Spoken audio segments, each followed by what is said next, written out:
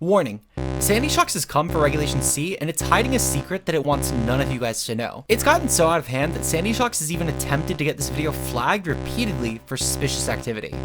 I'm gonna leak for you guys today as much as I can going forward about how Sandy Shocks will end up being potent, not only in the rest of Regulation C, but maybe even in Regulation D. Make sure you guys like and subscribe for more competitive content as we're gearing up for Regulation D in the near future with plenty of content to help you guys prepare for the new format.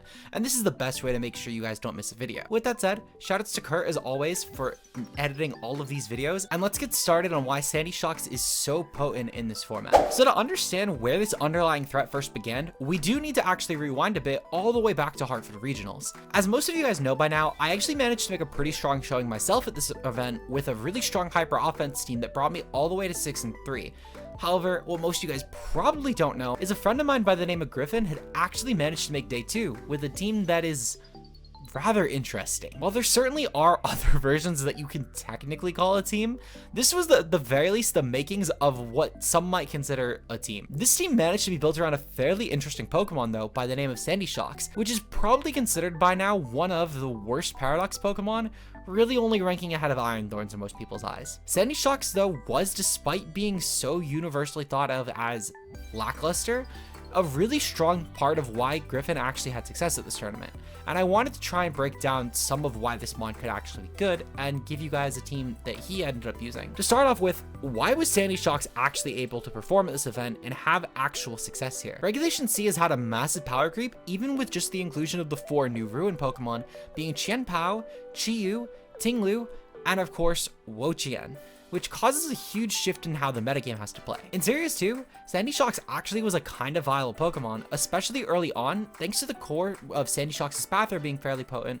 However, there were definitely other Sandy Shocks cores that were viable early on, but fell out of favor as the format adapted to using other ground types like Great Tusk. Despite Sandy Shocks being the only strong special ground type in the entire dex, at the same time, with the inclusion of Tinglu, Sandy Shocks just became another special attacker that couldn't actually do enough damage to keep up with this format, causing it to continue to fall out of favor when it already was at the end of Regulation 2 anyway. With the typing that causes you to lose to one of the strongest Pokemon in the tier fairly easily, as well as the fact that its stats are barely usable thanks to booster energy or some other offensive item, it's pretty clear to see why Sandy Shocks actually fell out of usage to begin with. However, when you consider the addition of Terra, there's actually a lot of room for Sandy Shocks to go from 0 to 100. With Terra Ice specifically, as well as the move Terra Blast, Sandy Shocks actually goes from a Pokemon with a fairly okay stab combination to one that suddenly becomes a nightmare for most teams. Between your ice, electric, and ground stabs, it's actually pretty easy to see why Sandy Shocks could, on paper, be an actual threat against most people. Gaining access to a way to actually do sufficient damage to threats like Tinglu, Amoonguss, Garchomp, and many others actually shows why Sandy Shocks could, in theory, have very few checks that are viable in this tier. On this particular team, we do have 3 strong offensive threats that actually do help a lot with this goal, being Meowscarada, Tauros Paldean Blaze, and Kingambit. With Tauros Paldean Blaze, you're able to handle a lot of the grass types that Sandy Shocks can't really afford to beat without Terastal. Meanwhile, Kingambit's meant to handle a lot of the faster threats like Qianpao and Fluttermane, with Meowscarada being a strong check to opposing ground types. These 3 manage to provide a really strong offensive core that can allow Sandy Shocks to perform as a cleaner rather than a breaker in most matches. The inclusion of Meowscarada and Tauros Blaze here also provided 2 more Pokemon that most players would probably not have a really strong dedicated response to, as neither of these were really noteworthy threats in the metagame anyway. But they both provided some really strong support for Sandy Shocks specifically that actually made it very useful to use these Pokemon on the comp. With the other 2 slots though, these ended up actually going to more support Pokemon being Gyarados and Roaring Moon. In Roaring Moon's case, this provides a really strong Tailwind route for Sandy Shocks, which is a great way to rely less on priority options like Meowscarada and Kingambit to actually win matches. With this Roaring Moon in particular, it actually opts for a support moveset, aiming to instead lower damage with both Snarl as well as the Terra Steel, which can be useful for just going for Iron Heads against Fluttermane, which is a very fast and potent option here. Meanwhile, for Gyarados, we're able to gain a really strong physical attacker and a really amazing way of lowering physical threats in the tier as a whole.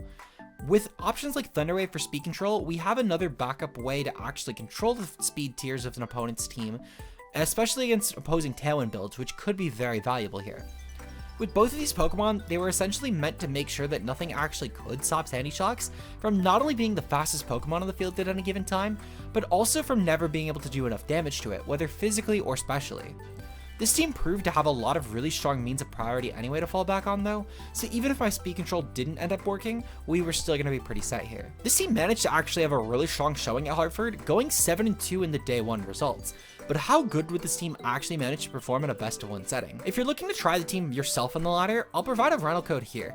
But in case you're more of a visual learner, you're in luck because I'll be showcasing some of what makes Sandy Shocks really good and how to use it in this current format. But first, for anyone who doesn't know, I actually used to do a lot of Draft League on the channel, and it was one of my main forms of content, with my last Draft League actually being a league called the BBR for the Bregex Battle Royale. And they're currently looking to host their 6th season with a Draft League recap coming on June 17th at 12 p.m. noon EST or 9 a.m. PST. If you guys are looking for a lot of the different teams that might be in this upcoming season, as well as it might be a good chance for you guys to find out some coaches that are playing and figure out who you want to support, make sure you guys click the link below to the BBR socials where you guys can stay up to date on any BBR content. I know a lot of my audience was singles at one point, so I'm assuming that some of you guys who might be watching this video have some form of interest in the BBR. If you want to know who I'm rooting for this season, I'm going to be rooting for my channel member and friend of the channel, Dell, aka The Double, as well as my editor Kurt, who is also a big fan of Dell. Since Kurt isn't playing this season, I did need a new horse to ride behind, and Dell's going to be the one I'm hoping to take it home. So if you guys are looking forward to rooting for this BBR season and just finding someone to support, or just rooting for Dell like we are at the Oliviasama YouTube channel, make sure you guys check out the links below, and I'm sure that you guys will find at least some coach that you do enjoy their content for. With that said though, let's get back to the video. Hey, and we're here today using our Sandy Shocks team. This is going to be the first game on the ladder. And it's actually, funny enough, my first game on this account for all of Regulation C's 3rd month. So it'll be interesting actually to see how this goes, because I don't actually, I'm still in Great Ball. I'm lower on this account than I am on the members account, funny enough. But I wanted to use my main for this, of course, just in case we do any more Regulation C in the rest of the video cycle, I guess. But looking at this, we're taking on a team consisting of Pelipper, Dreadnought, Vaporeon, Meowscarada, Sarah, Jarmerish. Okay, easy enough. Let's throw in Roaring Moon on lead. From what I remember, though, truthfully, I meant for this video to come out weeks ago. But from what I remember, Griffin had mentioned that Roaring Moon was typically a really good lead here. And honestly, they don't really break Roaring Moon that well. I do like the idea of going with like Roaring Moon plus Gyarados on lead, and then throwing in Sandy Shocks in the back, as well as... what Terra type is the Taurus again? I'm pretty sure this is Terra Fire Taurus, so I don't think I'm going to bring it. Yeah, it's Terra Fire, I'm not going to bring it. If it was like a Terra Grass or something, I might have. Kingambit looks pretty decent here. Even with the Tool Fire types, the priority is really appreciated, and Terra Flying Kingambit probably going to be my Terra of choice here. I'm definitely not going to go Terra Ice Shocks. I'm definitely not going to go Terra Steel Moon. Meowscarada could have also been decent for what it's worth, but I do like Gambit a little bit more due to the special bulk. Mostly just... with AV, I could probably take on Armory a bit better with that than I would, like, Meowscarada, let's say. But both honestly are fun. Neither is really bad. They're going to lead off with Rain Core, perfectly acceptable. Okay. So looking at this, on turn 1, I feel like that my best play is probably to go for a Tailwind here. My goal should be to try and match their speed as well as possible, and then I'm going to go for a Thunder Wave into the Dreadnought. Now, I could pop Terra Steel. I know that I wanted to save it for my Psychic Core, for my Kingambit, for the Dual Fire Core. But at the same time, though, with the Rain lead, I feel like that Thunder Wave is just going to be a better play, and Terra Steel, just to avoid a Rock Slide turn. This should help essentially with making sure I wall Dreadnought as well as possible, because Dreadnought is going to be a pretty dangerous threat in rain. We're most likely going to see a Terra Grass here, which is a little bit dangerous of a play, but I can get it. Because if their intention... oh, they're Terra Ice. Terra Ice is interesting, actually, but that helps us a lot. I actually get a really free Iron Head in this Pokemon now, which I would not have had access to otherwise. So I can definitely actually take this pretty well. Now, I'm curious if this means that they're going to click something different. Maybe they're going to click Terra Blast instead against the Roaring Moon, which would actually be a pretty decent play. That could hurt me a lot because it would stop my Tailwind getting up most likely, because Dreadnought will probably outpace. No, Roaring Moon actually outpaces. Okay. Then I'm fine with Roaring Moon going down at this point, truthfully. It's not as important anymore. Thunder Wave will go off into Dreadnought though, and that should help a lot with making sure it's slow, even if Tailwind runs out and my opponent tries to preserve the Rain Core. Just taking care of Dreadnought here, which is probably the biggest threat to my team, is huge. We'll see an Ice Beam coming out from Pelipper. It does not even do half. Meanwhile, Ice Spinner will go off from Dreadnought, and that's definitely also into Roaring Moon for sure. That will pick off Roaring Moon, which I'm fine with. At this point in the match, now that I have lost... well, now that I've gotten up Tailwind, Roaring Moon is the least important Pokemon on my team, funny enough. And I can actually pretty safely bring in the Kingambit here, as Kingambit now has a pretty free opportunity to go for an Iron Head into the Dreadnought, as well as the fact that I can just go for probably dual Iron Head. I think that's my best play. I don't really care about Pelipper at this point. Their Pelipper isn't really going to be that scary. Yeah, we should be pretty fine. I can't see any actual issue with this turn. Their best play is probably going for like Liquidation plus Pump, most likely into Gambit, because Gambit's probably going to be the best mon against their team. But Gyarados wouldn't be a bad target either. Thankfully though, it looks like they're going to give up their Dreadnought here, which is good for me. I like the Tara Ice Dreadnought for what it's worth. I think it was a good set, just thankfully my team handles that so well. And especially with the T-Wave last turn, that opened up Kingambit just coming in here, which is a lot better of a mon to bring in than Sandy Shocks at this point. Not that Shocks is bad, but having Shocks in, if that's a Sash Pelipper, could have maybe been bad because it opened up the opportunity for them to actually pump me. And I don't really like the idea of them pumping me. So I'm definitely glad with this play. And Kingambit should be really good against the rest of their team. They're going to be bringing in Vaporeon at this point. Okay, Vaporeon's fine. So I think that my best play here is to go for an Assurance into Vaporeon because we should actually underbase that. And then meanwhile, for the Pelipper this turn, I'm going to go for an Iron Head with my Gyarados. Neither Pokemon really does a lot here, but the goal here is just to break a Focus Sash. We are going to get Hydro Pumped, and this is thankfully going to chew that Hydro Pump pretty well. I'm curious if Vaporeon might kill, because Vaporeon might actually kill. But we'll just kind of have to take it. Don't kill, don't kill. Oh, thank God. Okay. So thankfully that Vaporeon did go first, because Assurance did some okay damage this turn. And then, meanwhile, I can go for a Sucker Punch into the... Probably into the Pelipper here. Yeah, probably into the Pelipper here. Because my goal should now be to take out the... How do I want to go about this? So I think my goal should be to take out the Pelipper this turn. Yeah, my goal should be to take out Pelipper. Because I need Pelipper completely cleared so I can bring in my... Sandy Shocks next turn. And I can take out their Vaporeon that way comfortably. Because without... Oh my God, this just barely lived. Okay. This might be for the best, I guess. I can Iron Head that... Oh, okay. So at this point, this actually works out kind of well because I can Sucker Punch Vaporeon and I can go for an Iron Head into Pelipper. Now they'll outpace me with both things to be fair, but at the very least the Sucker Punch goes off, which was the important turn, and that crits. That crit's actually pretty good. That helps a lot with any sort of Sandy Shocks risk. So I will more than take that. Meanwhile, Hydro Pump will go off, and that's going to target Gyarados, which again, I'm fine with using Gyarados. Truthfully, this helps a lot actually. Albeit, if Meowscarada is their 6th mon, it could be a little scary, but I can make this work. I can definitely make this work. I'm hoping for not Sandy Shocks as the last mon. Not Sandy Shocks, not Meowscarada as the last mon. But I think that because of the turn order, this means that Meowscarada did not come in. Nope, Meowscarada came in. Okay, fuck. So I need to go for the Pelipper here and Sucker Punch that. Meanwhile, I'm gonna go for an Earth Power, and no, I'm gonna go for a Thunderbolt into the Meowscarada this turn. It's most likely going to Flower Trick my oh my God, it's gonna most likely Flower Trick my Sandy Shocks, which it is what it is. If they Flower Trick my Sandy Shocks, that's fine. I think that I might. Oh, never mind, they're Protean. Okay. Well, Protean actually works out really well if that's not Focus Sash. Ooh, they're gonna go for Kingambit. Okay, that works out well too. Because they've actually set themselves up to potentially be parried, which if they do get fully parried, that's really good for me. However, at the very least though, their Rain might have caught me. Lost some HP and no parry. Okay, unfortunate. Yeah, no, honestly, I think my opponent just outplayed me. Maybe I should have brought my own Tauros. Tauros might have been good here. But damn, yeah, my opponent just got me. Well played, well played. I have no excuse. They just beat me. Unfortunate, very unfortunate. We'll have to get some wins in the next few games because there's no way in hell after the intro that I put this video that I'm rewriting that, nor am I going negative in this video. That would be terrible. We'll see you guys in game 2 though. Okay, so for game number 2, we're taking on a team consisting of Dragonite, Chienpao, Tauros, Aqua, Fluttermane, Chi-Yu, and Iron Bundle. I think that my best lead here is probably going to be the Roaring Moon, and then I kind of like the idea of Roaring Moon plus Tauros here. Roaring Moon plus Tauros actually helps with a lot of their leads. I don't think they're leading with Bundle, for what it's worth.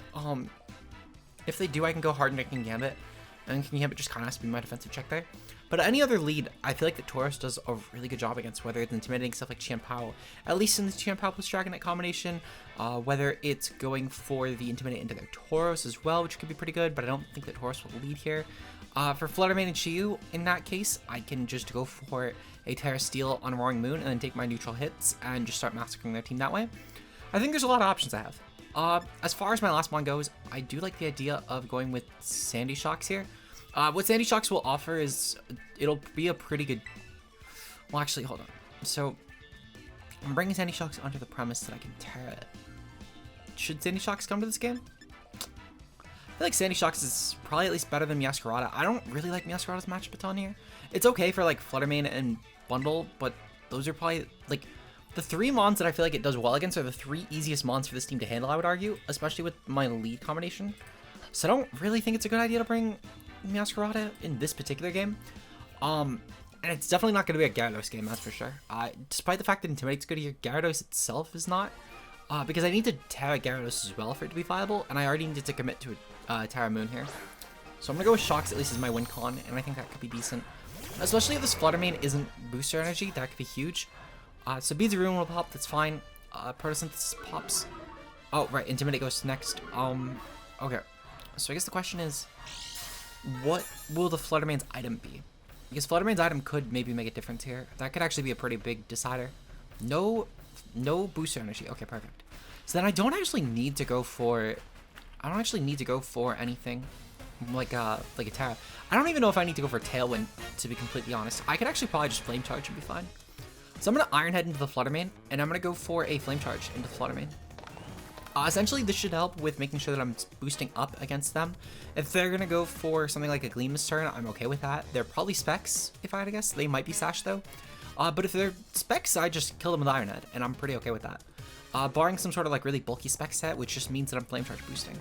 And even if I do kill the Flutter Mane, let's say, I still think that Flame Charge is my best play here, because I can gain the speed boost for stuff like Chi-Yu later on, especially if it's Scarfed. I can worst tie it. My opponent's going to bring in Dragonite this turn. Okay. So Dragonite's honestly fine. I don't mind this a lot.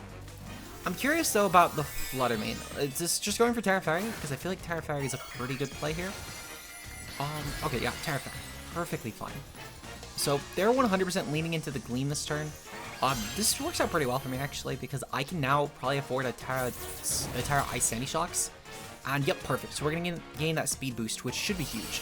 Obviously, Dragonite will gain a strong E-Speed this turn, and I'm 100% losing Moon, but I think I'm fine with that. Because even just trading the Flutter Mane like this, and I can gain a nice sort of target into that Dragonite on the following turn. Plus, I'll have a good Protect, actually, with Terra Ice with my Sandy Shocks. And that should be good. That should be very good, actually. I guess the question is, are they going to bring in Chi-Yu or not? Because if Chi-Yu comes in, I don't know if that's my best play anymore. I think I'm going to bring in the Sandy Shocks anyway. I feel like Sandy Shocks is still a good mon. It's going to depend on if they're going to go back into Chi-Yu. Okay, so Chi-Yu is fine. I should have went for Terra Fire, but in hindsight, I don't know. I feel like that Terra Fire was kind of only really good for the Flutter Mane that 2 minutes that turn. Okay, we're going to go for Terra Ice here. If they're Scarf Chi-Yu, then, well, oops. I can still speed tie it. And I can at least force Dragonite to target me with E-Speed. So I'm kind of okay with both those outs. I don't know if Dragonite even will target with E-Speed for what it's worth. I'm going to guess this is an Abandoned Dragonite. It might also just click Earthquake with like a Protect plus Chi-Yu on the turn, and that could be fine. Because both my mons would be pretty ground weak, and I don't know if Chi-Yu can comfortably kill me. Which feels weird to say, but I'm specifically thinking of like a Scarf Chi-Yu here. With my Terra Ice, it definitely will, but my opponent doesn't know I'm going for Terra Ice this turn, frankly. So, I don't know how much they can count on that. I do need the Dragonite gone, though. The Dragonite's going to be a big pain in the ass for later on. So, I want to make sure that mon is just cleared. Chi-Yu is going to drop here, which is great. Okay, so that worked out really well. The Dragonite not going for E-Speed here actually really saved me for what it's worth, but I feel like at the same time, it's sometimes just one of those plays you need to kind of miss. Well, not miss, make. Because by making sure that I didn't call my opponent going for E-Speed, and instead they probably were going for Earthquake this turn, it's like a Heat Wave, or maybe even like a Tantrum.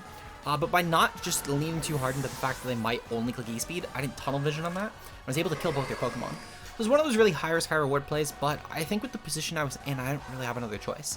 Because there was never a way I won that field positioning, I think. And now Bundle's in, but Bundle's in kind of just alone. This is definitely Booster Energy Bundle, though. But Bundle can't actually kill my Shocks, which is great. What I can manage to do is I can go for a Thunderbolt this turn, plus a Close Combat this turn. And I can just take out the Bundle, guaranteed with one of these Pokemon. I might just cancel battle. Nope, they're gonna go for Icy Wind. Okay. So Shocks is actually gonna pick up the kill here, which is great. This is really huge for me, actually, so I will more than take that. Yeah, so this Thunderbolt will just pick off Bundle. We know it's boosted, and Bundle has no Speed F, so there's no way in hell it takes the life up Shocks. This Mon is way too good to be not killing Iron Bundle. So we're 1-1 already. We'll more than take that. We're gonna try and get one more game, maybe 2 more, depending on how they go. But we'll have to see what happens there. We'll see you guys in the next battle, though. Okay, so we are taking on a team consisting of Garchomp, Corviknight, Fluttermane, Chi-Yu, Iron Bundle, and Amoonguss. As far as my lead goes, I feel like that the Roaring Moon and Tauros lead yet again will do really good. Against this particular team, I feel like that my offensive Tauros Terra could be good. However, I don't want to necessarily lock into that because I think that Shocks yet again is a really good Terra matchup as well. I think that my last mon here definitely is going to be the King Gambit yet again. Meowscarada is not bad. I don't know, maybe I'm missing something here, but I don't think that Meowscarada should be coming to this game. It's really good again for Revenging Fluttermane, but it's probably one of the easiest mons here. I will say though, unlike last game, there's actually a lot more merit to bringing it this time because it could also be a really good Garchomp check. However, King Gambit is so good with Terra this game, and I think that's probably going to be the Terra mon of choice. And Shocks will still be decent anyway. Actually, no, I think I am going to bring Meowscarada because with Terra on Sandy Shocks, I don't actually need my King Gambit to be handling Amoonguss. And King Gambit's not terrible here, but I feel like that Meowscarada will just be a little bit better. Plus, I kind of want to show it off, to be honest, because I'm anticipating this might be the last game of the vid. But we'll have to see what happens there. Good luck and fun to my opponent, though. They're going to lead off with Garchomp Fluttermane. Okay, Garchomp Fluttermane is a pretty good lead for me, actually. Even if this is booster energy, worst case scenario, I Terra the Moon, and I'm fine with Terraing the Moon. But we've already scouted for a Clear Amulet Garchomp, which is great information. On top of this as well, we're Booster Energy, which is my opponent Booster Energy as well. They are not. Okay. So what I can do is I can actually go for an Iron Head into the Fluttermane here. Because it's next to Jump, I don't actually want to Terra. And I'm going to go for a Protect this turn. The Protect should be decent. Because I can, on the following turn, bring in... actually, no. I've already figured out why I'm not doing that. I'm going to go for Tailwind here. And then I'm going to go for a Protect here. The Protect will still be valuable. But my play is going to actually be to go for a Terra Fire on my Tauros. That can be Terra Fire and Tauros, or it's going to be some sort of Terra Ice Sandy Shocks. They're going to let me get the Tailwind up, actually, which means I can just Iron Head the Fluttermane now. And then Iron Head plus a Flame Charge should be decent. Even if I just get some good damage on Fluttermane, I should be fine. Because I don't need to go for anything related to Terra on Moon anymore to kill Fluttermane, and Fluttermane will just drop now because of this turn. Garchomp, thankfully, as well, has established a really strong field presence here.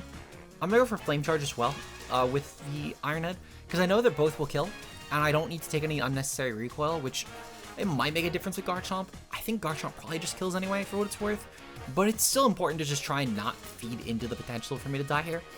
On the following turn, I might just go for like a Snarl plus a Close Combat into Garchomp. The Snarl should be decent into whatever partner comes in. Oh, their Fluttermane just drops, actually, which is fine. It's a little bit unfortunate, actually, because if I knew this would happen, I would have just CC'd the Chomp. But Flame Charge isn't terrible either. I do have to take Rough Skin, though, and I'd have no benefit of actually just trying to sack Tauros after getting off strong damage, and I might just lose Tauros anyway to Earthquake because of that Rough Skin. Though I won't act like it was a sudden good chance that I lived anyway, so... Tauros does go down here, perfectly fine. I'm okay with this, actually, because Shocks will be able to put up a really strong presence here. We're going to definitely Terra Ice the Shocks yet again.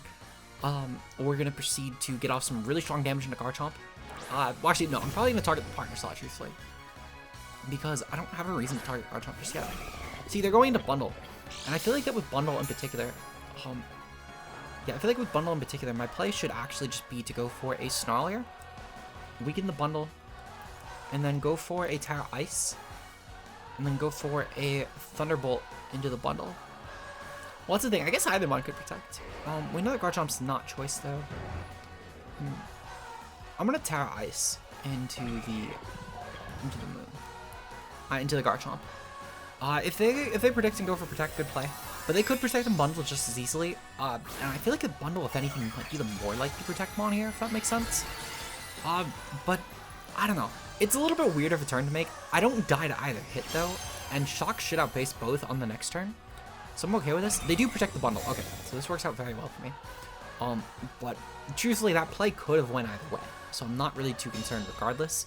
The Garchomp thankfully will just drop here though, which is really good for me. And then meanwhile, the bundle I can take out on the following turn, which will be good. I'm curious about what their last mon is. Frankly, I don't really care a lot what their last mon is. The only way that I don't target that bundle next turn with my Sandy Shocks is if the last mon is a Moongus. Because if it's a Moongus, I actually do have to Terra Blast to ice it and just get off immediate damage before I get spored. But any other Pokemon, I target the bundle. Oh, Chiyu. Ooh, you know what? Chiyu might actually be a problem too. But for what it's worth, with Chiyu in particular, I don't think that it matters a lot. I think that my play is still Snarl plus Thunderbolt. Because Chiyu can take out both my mons at this point, but with my Meowscarada at the very least, I am Focus Sash, so I should be able to go for like a Flower Trick into a Sucker Punch there, and be pretty fine. If it's like a Life Orb Chiyu, so be it. I don't really care a lot though. They still have Terra actually as well, and I think they're gonna lean into Terra Fire Chiyu. Nope. Never mind, they're not gonna Terra. Still fine with this. Bundle should still guarantee drop, so I'm not too concerned. And Chiyu is truthfully the mon I'm more cared about special attack dropping this turn, so I'm pretty okay with that. Bundle's gone, perfect. No more Pump, no more Icy Wind, no more nothing. So their Speed Control's gone, their more annoying Pokemon is gone, truthfully. This Heat Wave will hurt, of course. I'm gonna lose both my mons objectively. Never mind, Moon lives on 1. What the fuck is wrong with this mon? This thing is actually kind of dirty. But we'll more than take that. Shocks did its job. Shocks has definitely done its job. I'm a Shocks believer now. But this is pretty good. Even with the Tailwind gone, that Chiyu would have to be Scarfed to even kind of be a problem. And I use that very loosely. Because even with Moon this turn, actually, hold on. Is my play going for? Wait, what am I checking for? I don't know. So my Moon should guarantee outpace. It should guarantee outpace. I think my play is to go for Snarl again. I know it'll do less damage, but I'm fine with that. And then I should actually be going for a Flower Trick here into the knockoff. My goal is essentially to try and weaken this thing to where if it is like a Scarf set, maybe it just won't even bring my Meowscarada to Sash. The logic here being is that way then I can not risk burn. See, now for example, I don't actually die to burn because it's only giving 6%. So that second Snarl is the reason I don't lose this game right now, because that is a Scarf Chiyu and I could Sucker Punch it on the next turn. So that Snarl is really paying off actually. Flower Trick is gonna go off here. That does nothing. Ooh. I might lose this game anyway. Yeah, I might just lose this game anyway. I could still bank on a Heat Wave dodge, but I think I lose this game anyway. Maybe I should have went for a knockoff. Knockoff might have been better. We'll go for Sucker Punch either way though, but I think I just lose. Because I didn't Terra, actually, I think I guarantee just lose. But I don't really think a lot changed this for what it's worth. Yeah, maybe I should have preserved Tauros, but I don't really think there was a lot better that I could have done. I think even going 1 and 2 though, to be completely honest, I still think the Shocks itself proved to be a menace. And this was, for a slap together team for a tournament, honestly, wasn't that bad. Regardless though, hopefully you guys enjoyed. We'll cut to the outro now. If you guys enjoyed and you want to see some more content like this, make sure you leave a like and subscribe for more content.